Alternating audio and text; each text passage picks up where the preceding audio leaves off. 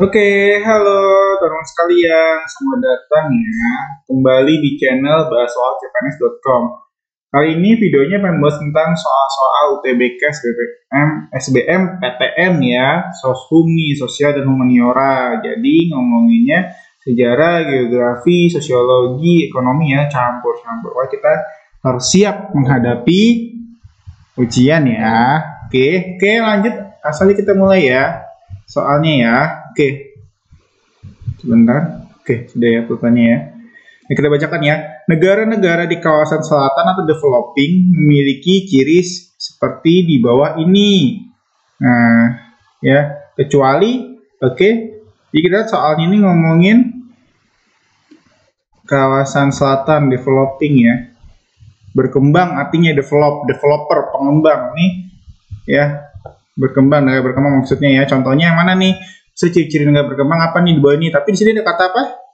Kecuali ya, kecuali yang mana? Oke.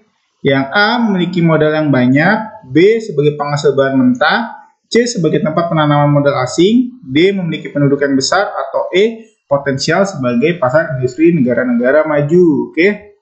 Nah, coba kita lihat dulu analisa ya. Memiliki modal yang banyak. Enggak, negara berkembang nggak punya modal yang banyak ya. Jadi ini negara maju nih. Maju atau di negara maju ya. Gitu. Kemudian yang B ada sebagai penghasil bahan mentah. Nah, ini negara berkembang banget nih. Ya, kembang.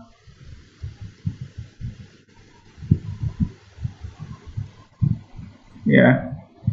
Oke, sebagai tempat penanaman modal asing, ini negara berkembang banget. Ya. D memiliki penduduk yang besar. Ini negara berkembang, cenderung orang kalau negara maju cenderung nggak punya anak ya. Maka kalau kalian lihat mobil yang mahal tuh ya, itu pintunya cuma satu ya, cuma berdua orang doang. Oke. Terakhir E potensial sebagai pasar industri negara-negara maju. Ini negara berkembang lah. Ya. Oke. Lihat jawabannya ya, teman-teman ya. Jawabannya adalah yang A ya. Oke, benar nih kita nih ya. Oke, kita lihat pembahasannya. Ya. Lagi. Oh, banyak banget cirinya ya. Kita mulai dulu dari yang atas ya. Ciri-ciri negara bagian selatan atau developing atau negara berkembang adalah oke. Jadi memang biasanya negara bagian selatan nih ya Indonesia, Asia Tenggara gitu ya. Itu negara berkembang. Biasanya negara-negara maju itu gimana? Di atas ya. Amerika, oke. US, A, sorry. Ya, USA. Oke. USA, Eropa ya. Sebentar, ini kenapa ya bukan saya? Oke. Eropa, itu juga di utara ya. Nah, kayak gitu. Oke, biasanya negara utara tuh negara-negara maju. Nah, ciri-ciri negara selatan atau negara berkembang adalah negara agraris nih. Jadi masih menghasilkan hasil bumi, pertanian gitu ya. Kalau negara maju itu kan dia pasti otomotif atau mesin ya, teknologi. Ya, mesin dan tekno. Itu yang diandalkan oleh negara maju. Oke. Produsen bahan baku ini negara berkembang ya. Bahan bakunya di negara berkembang, nanti kalau negara maju dia akan mengolah ya. Makanya kita punya undang-undang mineral dan batu bara yang melarang ekspor bahan mentah ya, supaya kita berdikari. Jadi kita aja mengembangkannya ya, dibandingkan dikirim. Kan terus ada anekdotnya gini ya, sepatu Nike itu sebenarnya buatan dari misalnya Cibaduyut gitu ya, tapi dibawa ke Singapura buat dicap Nike, terus dibawa pulang ke Indonesia harganya jadi mahal kayak gitu. Nah, ciri negara berkembang yang lain adalah angka pertumbuhan penduduknya yang tinggi ya pada punya banyak anak banyak rezeki. Kalau negara maju cenderung bahkan nikah aja enggak ya. Kalau negara maju tuh ya cenderung child free, nggak punya anak. Oke. Kemudian ciri negara berkembang yang lain adalah penghasilan penduduknya yang rendah diukur dari pendapatan per kapita. Jelas ya. gitu ya. Bahkan kadang-kadang kalau di negara miskin tuh kadang-kadang ya sehari itu penghasilan cuma $2 ya per hari, kayak di Bangladesh gitu ya. Bandingkan misalnya sama di sana aja UMR-nya kayak McDonald aja misalnya $15 per jam, kayak gitu ya. Oke. Kemudian ciri negara berkembang yang lain adalah hasil produksi ekonomi yang kecil, oke. Diukur dari PDB. Jadi dari kapitanya kecil, PDB-nya juga kecil. Nah, apa itu PDB? Ya, silahkan nanti nonton video kami yang lain ya. Itu nanti akan dibahas oleh PDB gitu. PDB apa sih gitu ya. Tuh. Kemudian ciri lainnya adalah tingkat pembangunan manusia yang rendah diukur dari Human Development Index. Nah, ini banyak ya, misalnya seperti ya misalnya pendidikan gitu ya, buta huruf,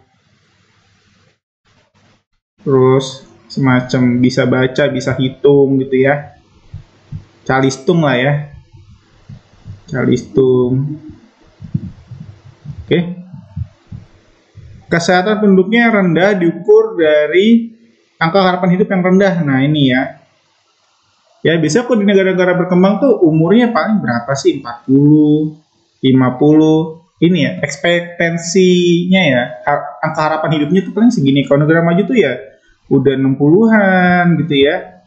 Di sana mah ya enak ya, kesehatannya terjamin gitu-gitu lah ya. Seperti itu. Kemudian juga kesehatan penduduknya, oh ini dari ya. Kemudian ciri negara berkembang yang lain adalah pendidikan penduduknya rendah ya, diukur dari tingkat literasi yang masih banyak buta huruf. Nah ini ya, ya males baca ya, nggak bisa baca malahan ya, buta huruf. Oke, kita lihat selanjutnya. Oke, dan yang terakhir adalah ciri negara berkembang adalah pembangunannya masih dengan pinjaman atau hutang ya, karena keterbatasan uang. Jadi misalnya minjem sama negara asing ya. Ini G7, government 7 ya. Ini kok 7 negara, duh maaf ya, nyobain alat baru nih. 7 negara dengan pendapatan yang tinggi gitu ya. Kalau Indonesia maksudnya G berapa? Ya kan ada macam-macam ya. Ada G7. Aduh, sorry ini alatnya masih baru banget. Ya, masih belajar nih admin cek pakainya ya. Ada G10, ada G20. Nah, Indonesia tahun ini tahun rumah yang mana yo? G20 ya. Oke, gimana? Lanjut ya. Baru satu soal. Oke, sekarang ngomongin ini ya, pasca Perang Dunia. Oke. Jadi pasca Perang Dunia itu melahirkan dua kekuatan baru ya, dua negara adik kuasa yaitu Uni Soviet dan USA yang saling berebut kekuasaannya terhadap ya sebagai penguasa dunia ya, negara adidaya gitu, superpower. Oke. Nah, muncullah banyaknya program-program bantuan ya, bantuan ekonomi gitu ya, misalnya buat negara Eropa Timur, terus negara Eropa Barat, kemudian Asia Tenggara dan lain sebagainya. Tujuannya masing-masing ya. Misalnya di sini contohnya adalah sebentar. Oke. Jadi saya bacakan soalnya ya. Organisasi yang didirikan oleh negara persemakmuran yang kegiatannya antara lain memberikan bantuan kepada negara-negara Asia Selatan dan Asia Tenggara disebut A. ASEAN, B. Marshall Plan, C. Colombo Plan, D. MEE, atau E. IGGI. Apa nih ya? Oke, coba kata kuncinya apa nih? Gini aja deh. Oke, kata kuncinya apa? Oke. Jadi organisasi yang didirikan oleh negara persemakmuran, Commonwealth ya. Aduh. Sorry banget ya alatnya nih. Admin baru pakai ya, sorry. Bentar ya, maaf ya. Negara persemakmuran. Oke, yang kegiatan antara lain memberikan bantuan. Oke, negara persemakmuran, bantuan kepada siapa? Kuncinya itu kepada siapa teman-teman ya? Kuncinya di sini. negara Asia Selatan dan Asia Tenggara.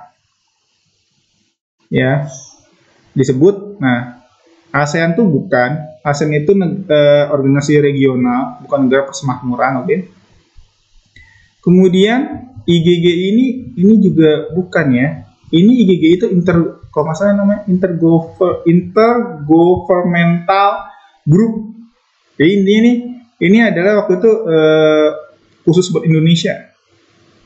Ini dibuat buat Indonesia. Oke. Ya. Seingat saya begitu, oke? Berarti ada beberapa jawaban yang lain, kayaknya ada Marshall Plan, Colombo Plan, atau MEE, oke? Oke, kita lihat ya. Jawabannya adalah C, Colombo Plan ya. Oke.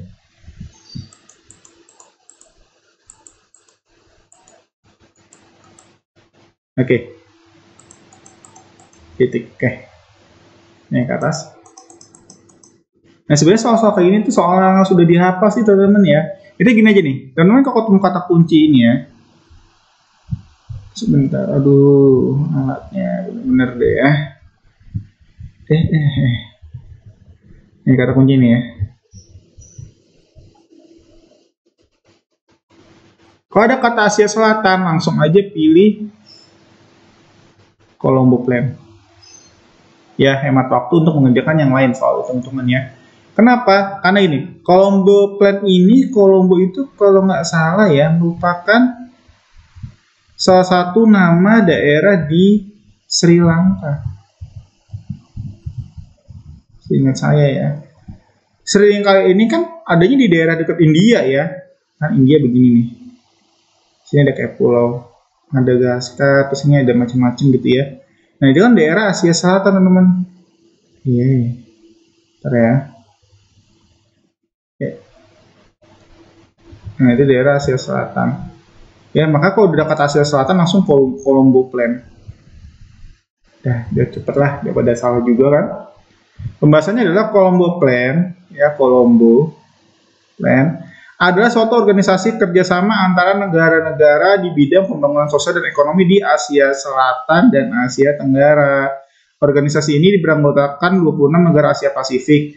Colombo Plan didirikan oleh negara-negara persemakmuran untuk membantu negara-negara di Asia Pasifik, ya.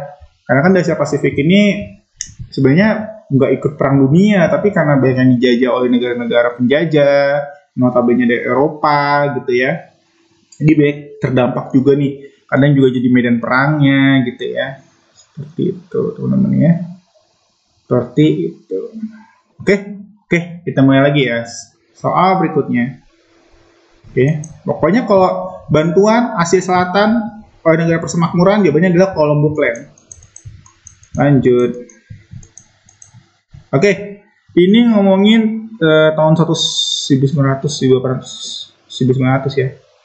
Gagasan terpenting dalam Declaration of Independence adalah A. Pembentukan Senat dan House of Representation, B. Pemilihan umum sebagai sarana demokrasi, C. Pengakuan hak asasi manusia, D.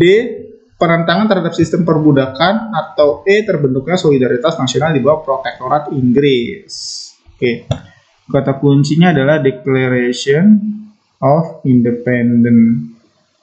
Independence kan merdeka ya. Ya, Independence Day, hari kemerdekaan ya. Ini ngomongin merdeka. Bisa juga freedom. Kebebasan ya. Nah, ini dipilih aja nih. Yang mana kira-kira yang melambangkan kata independent ya. Merdeka dan kebebasan, freedom. Oke, langsung aja deh jawabannya ya. Udah kelihatan kan dari sini? Jawabannya adalah yang C, pengakuan hak asasi manusia ya. Itu sebagai ini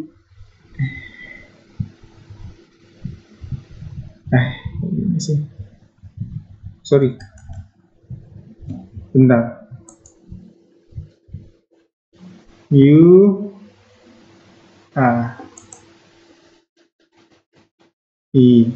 Human right ya. Human right, hak asasi manusia. Intinya di situ.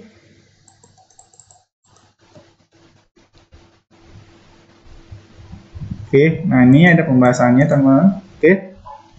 Jadi dalam revolusi Amerika ya, revolusi Amerika terjadi setelah revolusi Prancis ya. Jadi kayak pengaruhi gitu lah ya. Dalam revolusi Amerika terdapat sebuah deklarasi yang terkenal yang dikeluarkan dalam Kongres Kontinental kedua pada tanggal 4 Juli 1776 di Philadelphia, Pennsylvania. Deklarasi ini bernama Declaration of Independence. Declaration of Independence pada intinya menyebutkan bahwa semua manusia tercipta setara. Oke. Manusia tercipta setara dan memiliki hak untuk hidup, hak kebebasan, dan hak memperoleh kebahagiaan. Ya, jadi nggak ada kasta-kasta gitu. Deklarasi ini yang menjadi dokumen penting dalam sejarah pengakuan hak asasi manusia. Banyak ya, ada juga waktu itu kan Magna Carta dan lain sebagainya. Memang Inggris dan Amerika sih sama Perancis ya, yang doktrin kebebasan seperti ini. Oke, teman-teman, ya kita sudahi dulu sampai di sini ya. Kita udah panjang banget nih ya dengan alat baru kita dengan pulpen kita. Oke, jangan tutup dulu videonya, kita berdoa bersama dulu ya, teman-teman ya. Dukung kami dengan subscribe channel ini ya, teman-teman. Kemudian ya kami doakan ya. Jadi kami doakan teman-teman bagi teman-teman yang menonton video ini ya, semoga ya mendapatkan perguruan tinggi negeri PTN yang kalian cita-citakan dari kecil ya, supaya kalian bisa hidupnya lebih bahagia, mendapatkan apa yang kalian inginkan, membahagiakan orang tua kalian, dan yang juga nggak kalah adalah di jurusan yang kalian cita-citakan ya, supaya sempurna nih kebahagiaannya. Amin, amin ya robbal alamin. Sekian, terima kasih. Subscribe ya.